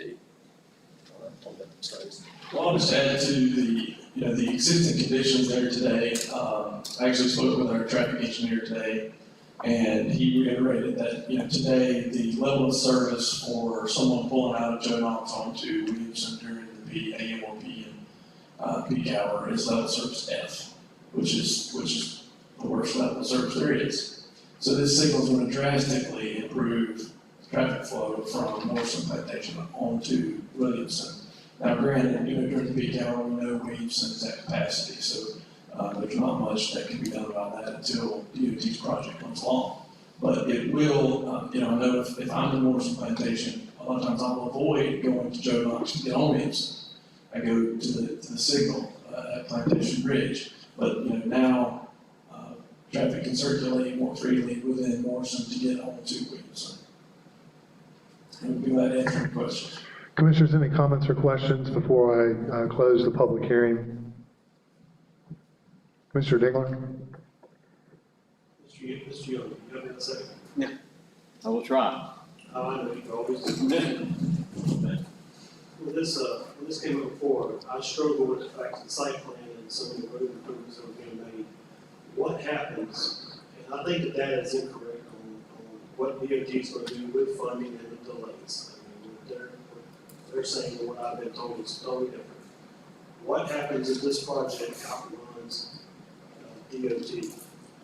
What I'm saying is if this project moves forward, you put a drive-through in or whatever, without the road improvements, the signal, everything else, where does that TIA stand without the DOT being a partner for the rest of it? Does that make sense? Yeah, I think I get your question. So regardless of what happens along that road with the winding as far as NCDOT goes, the traffic improvements that are part of their mitigation measures agreements, that MMA, that signed agreement that they talk about will move forward if the project moves forward. So today, again, to developers' point, if you said tonight, we're not going to approve this condition, you move forward with this project, regardless of anything that goes on with NCDOT, whether they move forward with their project next year or not, their mitigation management agreement, which has a left turn lane basically each direction along Williamson Road, and that signal would be moving forward with that development.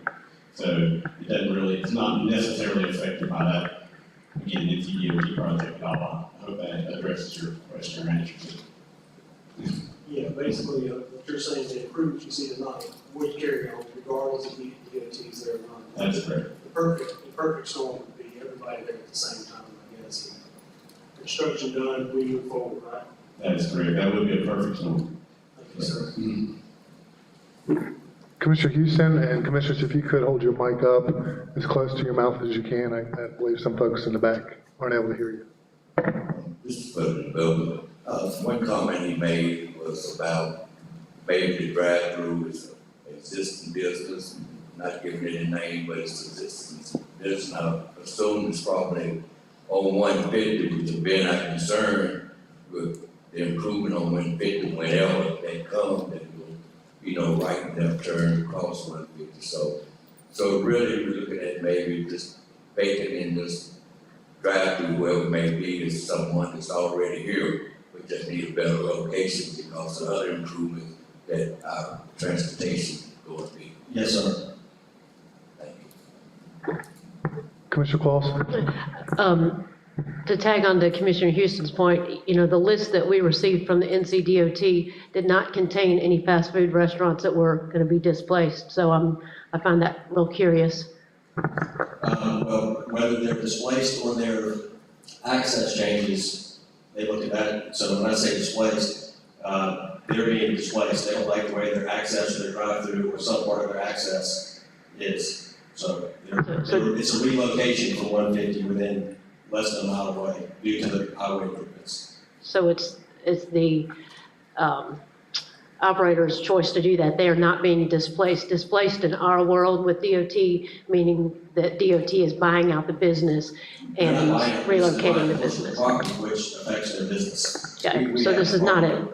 a displacement. This is an option for someone that they want to look at for a better location due to changes in their ingress and egress. I just want to make sure that we've got the terminology correct, that we're saying the same thing. Yes, sir, they have not, to my knowledge, they're not buying their whole building or property.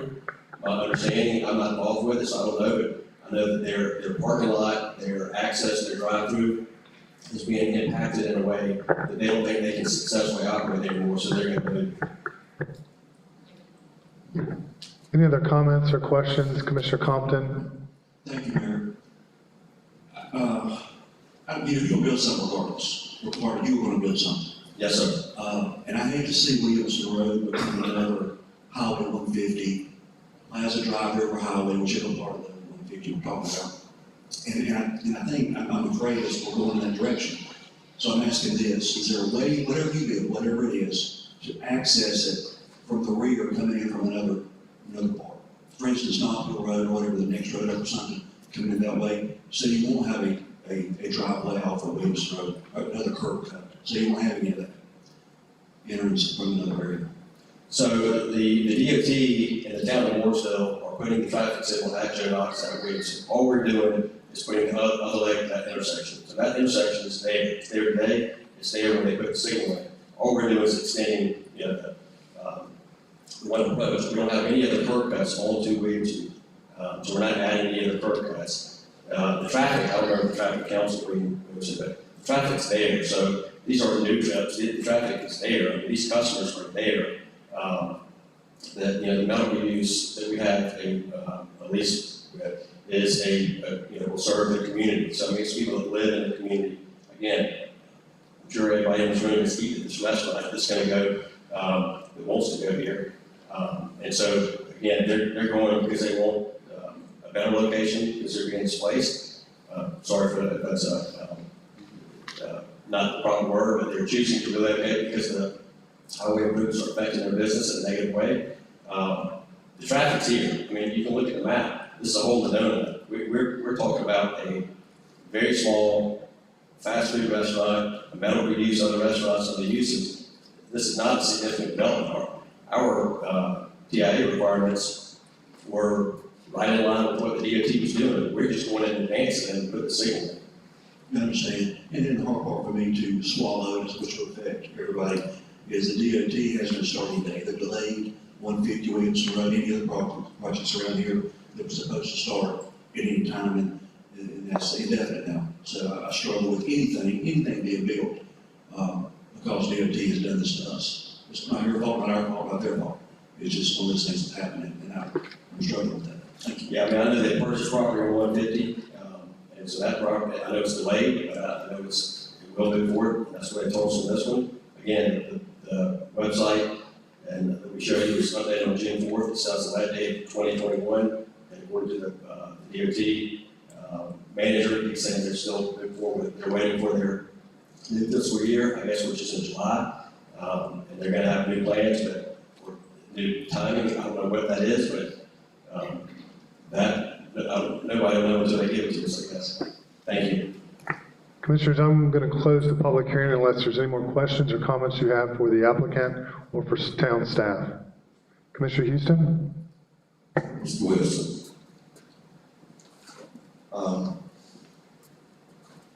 If this request is approved, what barriers, buffers that will go between, because we're looking at one R2, which is R2, which is not rated as a business right now, so would you have to put buffet on the R2 rating or part-time? So the approved concept plan is on the screen. Sorry, that's fine. Sorry about that. Okay, so the approved concept plan on the screen, you can see the building set back pretty far away from the adjacent property as well as the drive aisle. There'll be some landscaping that goes in associated with this project. Specific buffer details I don't have with me this time, but I'm happy to follow up with you about that. So just this thinking that you got all commercial, CMX on both sides, you got one R2 in, we have to put both in for R2, rated for commercial separation, that's not a distance question. Thank you.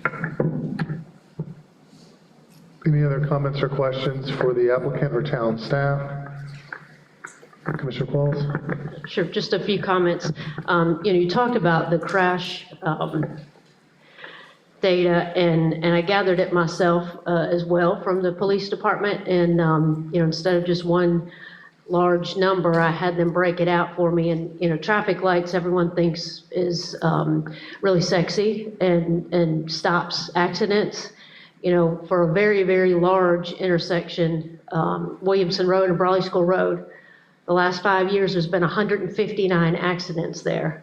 I mean, that's a very large intersection, you can see, and all that. The next, large intersection, obviously, at the other end of this, Williamson and 150, there's been 144 accidents.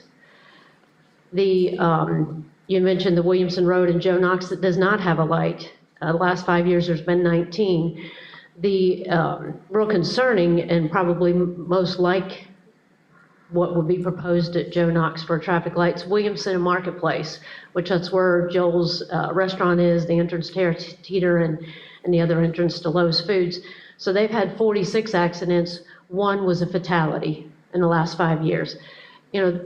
Obviously, I travel that road every day. I work right behind the post office. I see the traffic every day. I see the challenges with the road as it is now. I call it summer road. It's got summer lane. Some lanes are here and some lanes are not. And the challenge that would make this very similar to the Williamson and Marketplace is because the road, the lanes change. That it ends at Joe Knox to have 2 lanes. It's very, very confusing. I'm surprised there's not more accidents. I see the people slamming on their brakes and get to hear the squealing tires at my office. This is a challenging area. All these people are here. Obviously, they love Josh's, but for the west side of town, Williamson Road is our main street. That's where our butcher, our baker, our candlestick maker, our doctors, or whatever, that's our main street on the west side. I would suspect that if you propose to put a drive-through restaurant, fast food restaurant on Main Street out here, downtown, you would have the same amount of people, if not more, out with pitchforks and rakes, against it. It's about what do we want to see Williamson Road get into. Yes, it's commercial. Yes, it's CMX. We understand that's our plan, and we want that business community. But it has to be the right type of community and the right type of new development out there. A fast food restaurant in amongst the midst of, again, what I consider our main street of the west side is a challenge. Yes, there's going to be a traffic light there. When NCDOT does it, it's going to be done with a great deal of other improvements other than just 2 turn lanes, a left and a right turn lane. You can see the survey stakes at the Fidelity Bank and into the post office of how wide that intersection is going to be. It's not going to be just slap up a traffic light and the 2 lanes in the median and it works perfectly. There's a lot more that will come with that. We're all extremely anxious to have that widening done. We don't know when it's going to be. I know their website continues to say that's going to be their answer until they have a different answer. We continue to get, as officials, different answers or no answer of when that road is going to be wide and when that project's going to start back up, as well as the 150 and the Brawley School Road. So, while you're planning for the other buildings and whatever there will be, understand that. Your threat of a C-store there is a little challenging. We as Ward 4 residents and people that drive that road every day just want to make sure it's the right development that fits in with our community on that side of town. Thank you, Commissioner Qualls. Any other comments or questions for the applicant or staff? Hearing none, Chair will close the public hearing. Chair will entertain a motion.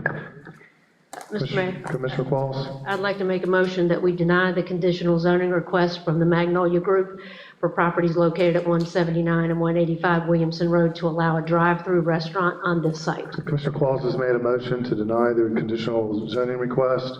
Is there a second? Second. Second by Commissioner Compton. Discussion on the motion? Hearing none, all those in favor say aye. Aye. Any opposed? Motion carries. At this time, the Chair will entertain a statement. I'll make that statement, I guess. Mr. Mayor, the zoning amendment's rejected because it's inconsistent with the town's one Mooresville comprehensive plan and is not reasonable and in the public interest because a drive-through is not appropriate for this area. And the proposed zoning amendment would result in additional development along Williamson Road without adequate supporting infrastructure in place at this time. Commissioner Qualls has offered up a statement. Is there a second?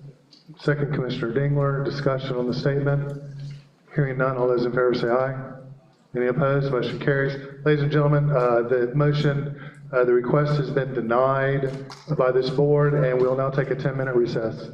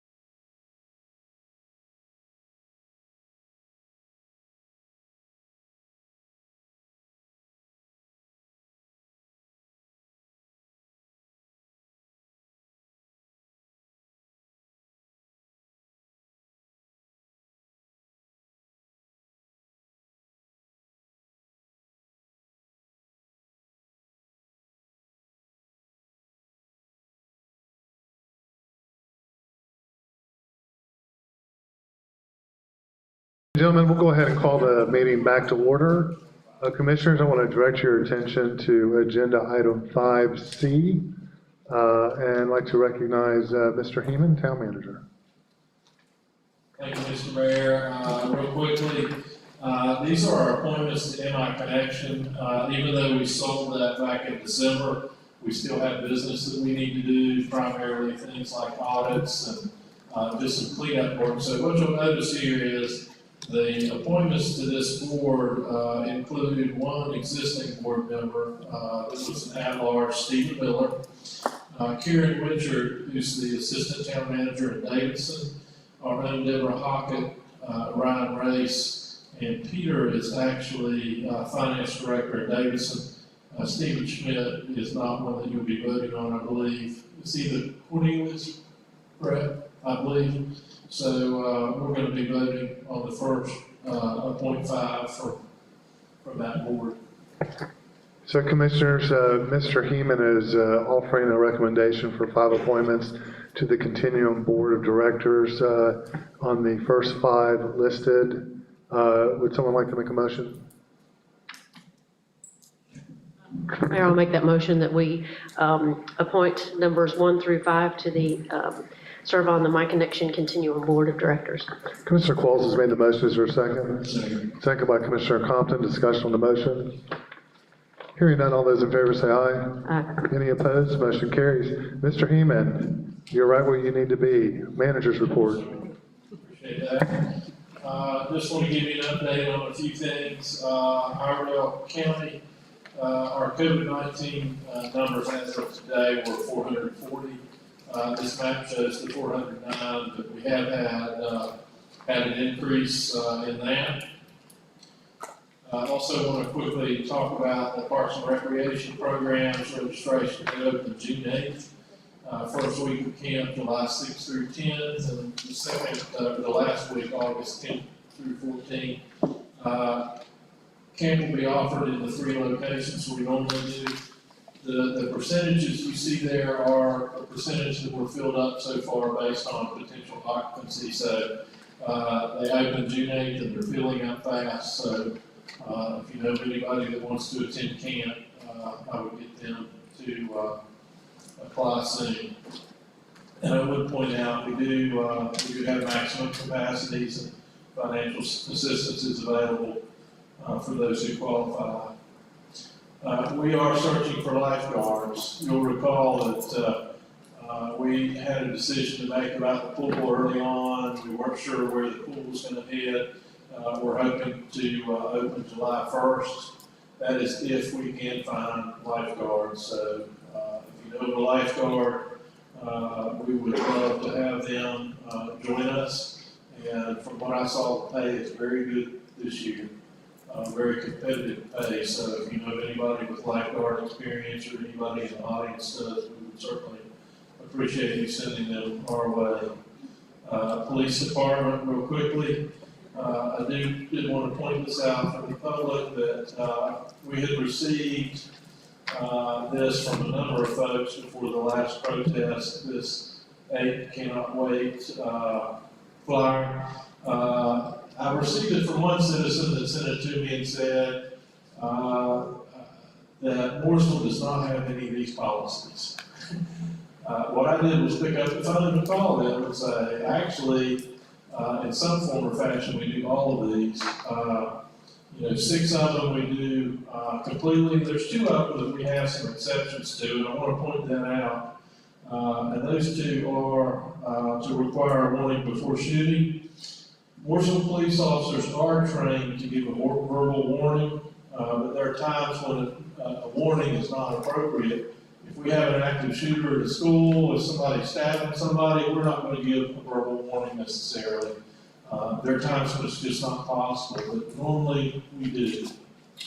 The other one is banned shooting and moving vehicles. I've been here 8 months. Within the time that I've been here, I can recall at least one instance where a vehicle tried to run over one of our officers and hit our officer. And so for that reason, our officers need to defend themselves. And also I would say if there is a vehicle that's spraying bullets, shooting, out of that vehicle, we certainly don't want a policy that prohibits us from shooting back. So there are instances, typically we don't shoot at a moving vehicle, but there are instances where they may have to do that.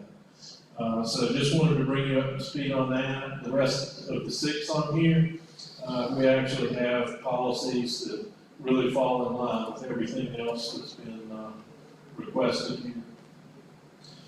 We had a fantastic protest. I'm very proud of the community for the way our protest went. It was just really nice to see folks come out and have a peaceful protest. The message got across. There was no violence. It was just really nice. So, Kenesha Caldwell, Rakeem Brawley, who works in our Parks and Recreation Department, and Antonio McConaughey were the ones that organized this, and just want to give them a thumbs up for the work that they did on this. Several of you were in attendance, and appreciate that. It was a good day for Mooresville, for people to come out and get some things said that they wanted to say, and some nice things were actually said about our police department that day, and about an interaction one person talked about with Joe Cook. So very nice to see the relationship in Mooresville is what it is and what it should be, quite frankly. Mooresville Public Library, real quickly. Just wanted to make you aware, we have a contract with the county that we've had since 2005. And the county is very generous, quite frankly, in support of the town. But we have talked about potentially changing that contract. I'm not sure if that's going to go anywhere. Bo and I and Marion went and met with the county manager and library folks and talked about this. It's interesting, since 2005, when that contract was put in place, our population has grown by 54%. So we've had tremendous growth.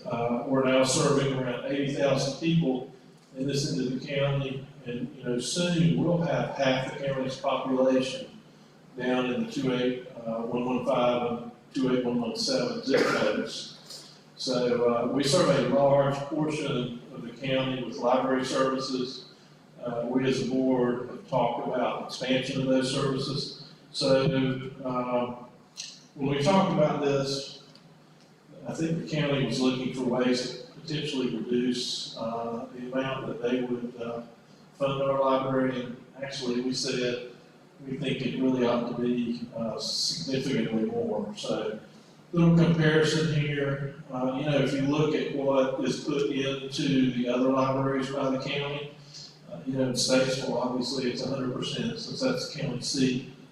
But you look at the per capita funding, Harmony, Troutman, then you come down and look at our library. So the way the contract is written, we get 62% of what the funding is on an annual basis at the Statesville Library. And that's because our library is 62% of the size of the Statesville Library. That kind of discounts the idea, though, that we now serve 80,000 people out of our library. And you'll recall in this previous map, you can see where the people we are serving are located. A lot of those folks on the point and other areas outside the city, of the town limits. So we're serving a large portion of the county. So we expect to kind of continue this conversation. But we don't know that there'll be a whole lot of change to the contract. We'll see. Just wanted to make you aware of what we had said to the county in that regard.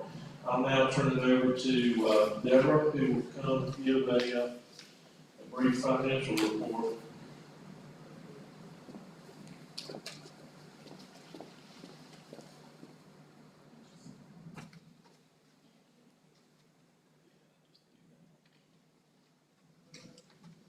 Good evening, Mayor and Commissioners. I'd like to start the financial report tonight just to highlight that in 2019, the town of Mooresville did receive an award from the Governmental Financial Officers Association for our CAFR, our Comprehensive Annual Financial Report, and also for our budget. And it is a requirement that we publicly announce this, and then an article will be given to the BIO to put in the newspaper. This was the 10th year in 2019 that we received both of these awards. In 2019, we also produced the first PAPR, or Author Annual Financial Report, and that has been submitted for an award, and hopefully we will find out the results of that next month. So I'm really happy to report that.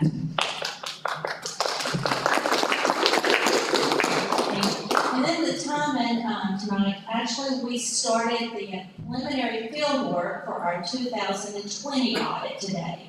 So a lot of the information was sent over to Potter & Company due to COVID-19. Part of the field work will be done virtually, so we just put it in a shared worksheets, and that preliminary documents are being reviewed as over the next month. To begin the financial report tonight, I'm happy to say we've received 10 months of sales tax revenue for this year. To date, we have received $10,135,610. That is 9.4% above the same amount for the same time period in FY19. April, I was concerned, based on all the information that I was reading, it was directing me to believe that our sales tax revenue for April would be at least 20% below what we received last year. On the 10th of this month, I opened up the website from the North Carolina Department of Revenue, was very pleasantly surprised. The revenue was only down $19,000. So we received $1,059,260 in sales tax revenue for the month of April. So it looks like we're rebounding a little better than a lot better than I thought. So we only have 2 more months this year, May and June, and hopefully we will see the same results for those 2 months.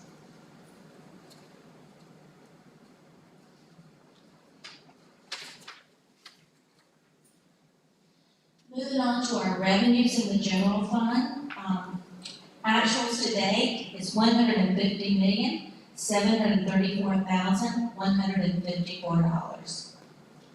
I'll probably not get to say that revenue number again for a very long time, but $80 million of that revenue is due to the sale of MI Connection. And just like Mr. Human said, we still have some post-closing transactions with MI Connection, but we purchased MI Connection for $80 million, and we sold it for $80 million, so 2020 was a good year. We have received approximately 92% of our budgeted revenue for 2020 at the end of May. On to expenditures. Total expenditures for the month through May is $135,635,839. Our revenue exceeds our expenditures by $15,098,315. What I want to be very specific about is approximately $13 million of that revenue exceeding expenditures is due to the sale of MI Connection. Please keep in mind that we still have post-closing transactions, so that money is restricted. We won't be able to use it until we have cleared up, or will not be able to commit it to a project until we have cleared up these potential liabilities. Approximately $3.7 million is attributed to potential liabilities. In that number, we also are including the $2.9 million that was a receivable from Davidson. So we will be recouping that receivable. So without the sale, the revenue exceeding expenditures would be approximately $2 million. But remember, this is May. We've received the lion's share of our revenues at this point. We do have 2 more months of sales tax revenue that we're expecting. We have 2 quarters of franchise tax, and then we have 1 quarter of ABC funding. So we have more revenue coming in, but we also have 5 payroll periods that's going to hit, and a lot of past invoices that are going to be paid over the next 2 months to the end of the audit. But we did have a great year in fiscal year 2020. Any questions about the general fund? Any comments or questions from Ms. Hocken? Commissioner Compton? Thank you, Mayor. Mrs. Hockett, it seems like every time you give a report, and you do mention the post-continuum sale, you mentioned that money's up there. How long do you think it's going to be before all that ends and then we actually see what we have left? I wish I could answer that. When it's potential liabilities, we do have 1 lawsuit, and we are working very hard to resolve the larger liability. And I will refer to the town manager, but it looks like it's working. It actually, I hate to, but just to be completely honest, it could be a year and a half or 2 years. We just don't know. It could take some time to resolve this. We would certainly hope not, but it could very well be that, just so you know. And I agree. And then we also have the $2 million, that is the contingent liability that I believe could possibly be released in January. We did get great news about the working capital.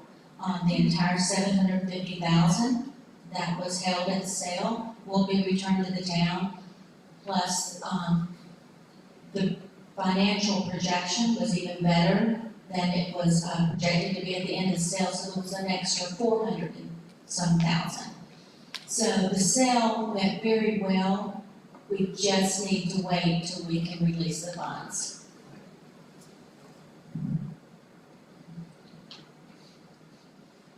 We did, throughout the year, make amendments to our budget.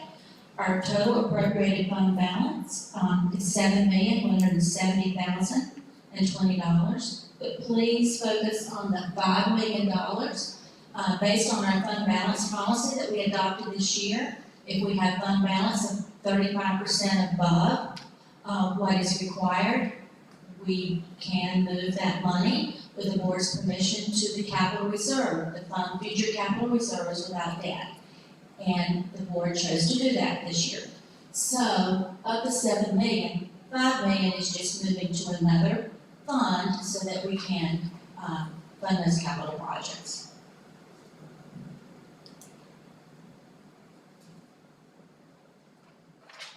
Moving on to the utility fund. Revenues to date is $39,147,292. We have 2 more months of utility billing before the year end. And our total expenditures is $45,757,473. We do have a deficit. Our expenditures exceed our revenue in the utility fund by $6,610,181. The reason for that is due to growth, we had a large transfer of about $7.4 million to fund a capital project. So that is to serve our new customers that's coming online and to make sure that we have quality service. So when you do that transfer from the utility fund to the utility capital project fund, about $7.4 million, that's when our expenditures exceed our revenue at this time. So I'll be happy, that concludes the report, and I'll be happy to answer any questions. Any comments or questions from Ms. Hocken? Commissioner? A quick comment, great news on the sales tax. I know we've all been holding our breath on that March, April sales tax, and it looks like projections from the economists are that May sales tax is gonna rebound as well. So that's phenomenal news, so that's awesome. Keep shopping. Any other comments or questions? Thank you, Ms. Hockett. Nice job. Congratulations. Mr. Heeman, anything else in your manager's report this evening? Commissioners, any new business you'd like to take up this evening? Hearing none, we'll be going into closed session to consult with attorney under GS 143-318.